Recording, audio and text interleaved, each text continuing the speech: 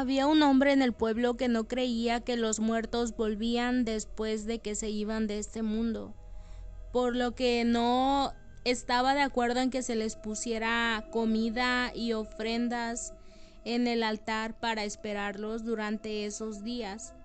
Él decía que era un desperdicio de comida y de bebida, ya que nadie venía, que eso no era posible, que una vez que te ibas de ese mundo ya era imposible volver. Él había perdido a su esposa, entonces durante varios años nunca le había puesto ofrenda para esperarla.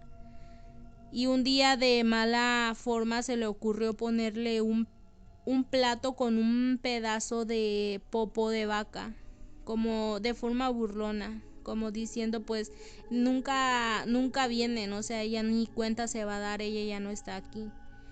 Entonces dice que empezó a tomar desde que inició el 1 de noviembre, que es el Día de Muertos de niños, y esperó el día 2 de noviembre. Entonces, entre su borrachera se le ocurrió, cuando ya estaba por finalizar el día 2 de noviembre, se le ocurrió ir al panteón donde estaba su esposa sepultada. Y se le ocurrió subirse a uno de los árboles cercanos para ver si es cierto que regresaban los difuntos al panteón después de acabar esta celebración. Entonces dice que de repente durante la madrugada vio que venía una fila de personas, todas vestidas de blanco, entre la neblina, caminando, entrando hacia el panteón. Y vio que justo debajo del árbol pasó su esposa, y que su esposa traía entre sus manos el plato con la popó de vaca que su esposo burlonamente le había puesto. Dice que a él se le heló la sangre, pues vio como su esposa lo volteó a ver hacia arriba del palo donde él estaba. Es el caso de Juan, un hombre que siempre se burlaba de su esposa, ya que ella mantenía dicha tradición poniendo un altar de muertos en su humilde casa, con lo poco que tenía a su mano, ya que Juan no le daba dinero para que lo gastara en esas supersticiones. Sin embargo, él sí se gastaba su dinero en borracheras y parrandas que terminaban hasta el amanecer.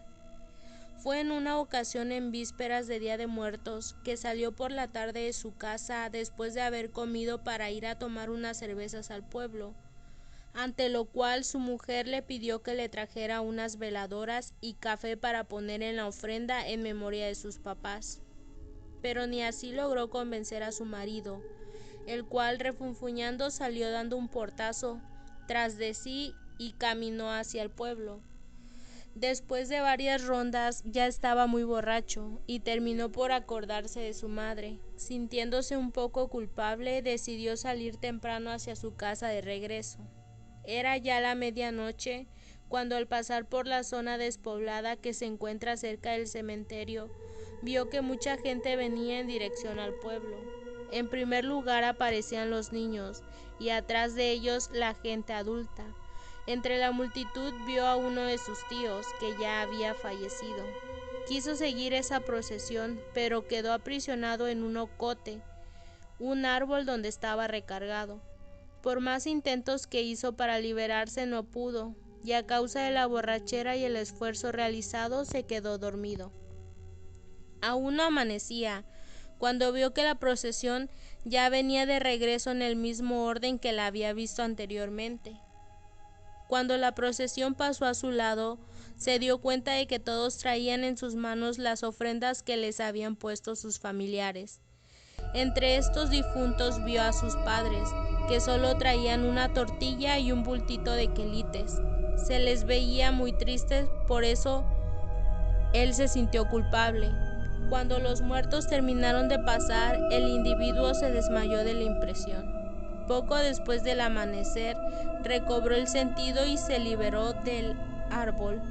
De inmediato regresó a su casa y le contó a su mujer lo que había visto, y le preguntó que qué ofrenda le había puesto a sus padres, y le dijo que solo una tortilla y unos pocos quelites, pues no había para más.